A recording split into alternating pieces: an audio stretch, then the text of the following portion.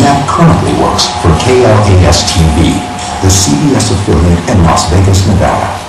George Knapp broke the Bob Lazar story. George Knapp broke the Area 51 story. In Knapp's report from November 1989, Lazar claims to be reverse engineering extraterrestrial flying saucers at a place called S4 in the Area 51 complex.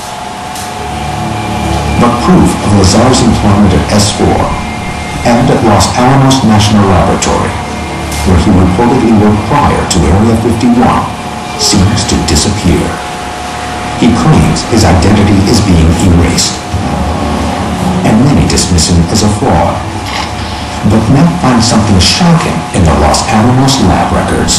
We called the lab, they said, no, he wasn't here. We don't have any record of him. And then we found the lab phone book with his name in it. I called him back, I said, well, there it is. Well, we still don't have any records. Was the government trying to hide that Lazar had ever been working at Area 51? So then I got the newspaper article, Los Alamos Monitor. There he is on the front page, and a picture of him with his jet car that lists him as a physicist. I went back to the lab. Wow, we don't have anything for him. And I know he was there, not only because of the phone book and the newspaper article, but because I've interviewed 4 or 5 people who worked with him there who said he was there working on classified projects. With strong proof that Lazar worked at Los Alamos, Knapp believes there's credence to his claims. But one of the most bizarre is yet to come. Lazar also divulged to Knapp that while working at Area 51, he came into contact with a powerful alien energy source he called Element 115. He speculated that it came from some other planet or some other solar system, and we'll take it apart to figure out how it works. Lazar claims Element 115 is used to power flying saucers. The key for me was always, did he work at Los Alamos lab? Because if he wasn't working there in a classified position in scientific and technical job capabilities, then it's at least conceivable he could have worked at a place called Area 51. Do you believe Bob Lazar's story? I do. Now, a former CIA pilot is about to confirm Lazar's story and steps forward with a shocking sighting of his own. Just a few minutes ago, we saw one of the government extraterrestrial UFOs. Our family is deep in the digital age, strange alien energy source called Element 115. But the secrecy surrounding the base keeps anyone from verifying these claims. Stories of elite security forces keeping the curious away begin to surface. And Pat is about to see just how intimidating these defenses really are. I'm about to meet with author Susan Wright, who wrote a book about Area 51. Now, she had a very scary experience just outside the perimeter of Area 51. Pat and Susan are driving 125 miles north from Las Vegas. They're now at the intersection of Highway 375 and a dirt road that leads directly into the base at Green Lake. So what road are we on? This is the Green Lake Road, and this actually goes to the front entrance of Area 51. The last time Susan was at the perimeter was in 1997. It was an experience she won't soon forget. The military really controls this area, and they try to be very intimidating to scare people away. So what did you experience? Well, when we went down this road, we went all the way to the border of Area 51, we saw the camo dudes. Camo dudes is the nickname given to Area 51 roving security guards who wear camouflaged uniforms. They were blocking the road so we couldn't get any further. And we pulled back to the next series of buttes, and we got out of the car, and a helicopter just rose out of nowhere. It was like no sound, no warning, just suddenly the helicopter was boom right there in front of us. Like how close? Like 40 feet away. We actually had to jump into the car to protect ourselves. It's very frightening, it's very intimidating. Obviously that's what they meant to do. They wanted to scare us away from the area. Why would a military base be engaging in scare tactics towards curious civilians? The answer could lie in what they're testing. as Susan and Pat continue driving toward Area 51. Bill is uncovering new information about the purported function of element 115 from a man who Bob Lazar confided in. His name is John Lear.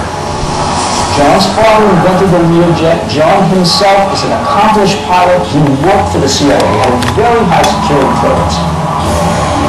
Lear retired with more than 19,000 hours of flight time. He holds the most FAA airman certificates ever earned by a single pilot. But his entire life changed when he developed a close personal friendship with Bob Lazar back in the late 1980s. According to Lear, Lazar used to take him on late-night excursions to the outskirts of Area 51 to watch flying saucer tests. You saw a flying saucer at Area 51. I saw a flying saucer. It was radiating yellow and gold. Bob Lazar told me when it was going to be there, and it was there. In never-before-seen home video from March 22, 1989, John Lear is shown here on the perimeter of Area 51, also referred to as Groom Lake. The voice of the man holding the camera is Bob Lazar. We're standing just about 8 miles due east of Groom Lake, Nevada, the super government secret test site. And just a few minutes ago, we saw one of the government extraterrestrial UFOs flying over there. We all watched it for about 7 or 8 minutes. The mission was organized tonight by Bob Lazar, who is a theoretical physicist who works at Groom Lake. And is also a dead man at this point. Lear also claims Lazar gave him detailed accounts of the work he was doing. He was trying to back engineer the exact actual engine that propelled this craft hundreds of thousands of light years away. Lear references a model of a reactor, which he claims is the key to the flying saucer's energy source. You take the cap off here, and the fuel that propels this thing is a piece of alot-13. Bob said that we have 500 pounds of this stuff at Los Alamos.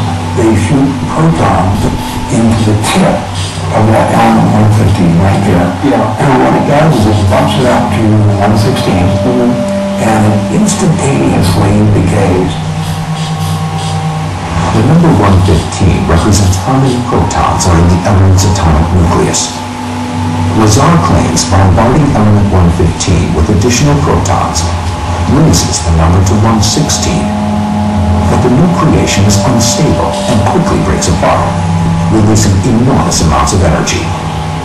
The entire process, according to Lazar, enables flying saucers to break conventional laws of gravity and travel at incredible speeds.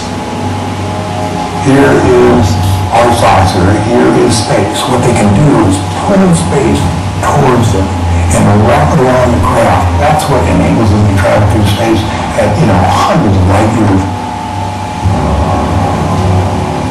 While most scientists dispute Lazar's claims about the physics of element 115, John Lear and Bob Lazar contend that it's only beginning to be understood.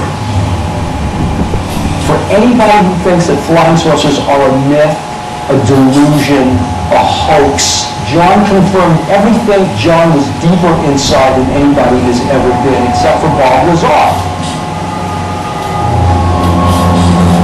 The activities inside Area 51 may be under view, but at the perimeter, the operation is all too public. Pat and Susan are now at the northeast corner of the restricted area when they notice they are not alone. There you go, right there. Where? On that hill.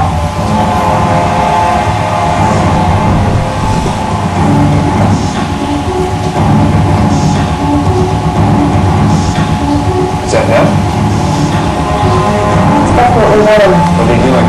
They're watching us. Two guys in there. You want to You see? see, two guys actually in Yes. here. Did your lights just turn on? Yes, it did. I was wondering if there was anyone in the car. Right. And they sort of turn on their lights to respond to that. In the distance, Surveillance units are monitoring both video and audio in the area. And see, you can see the sensors right there, right there, keeping an eye on us. Despite being tracked, Pat and Susan continue on to the perimeter. You can see there's a new sign they put over the old one. The old signs had, violators will be shot. It's a little intense. Wow. So now they've got these signs. Well, what's this one say? Warning, U.S. Air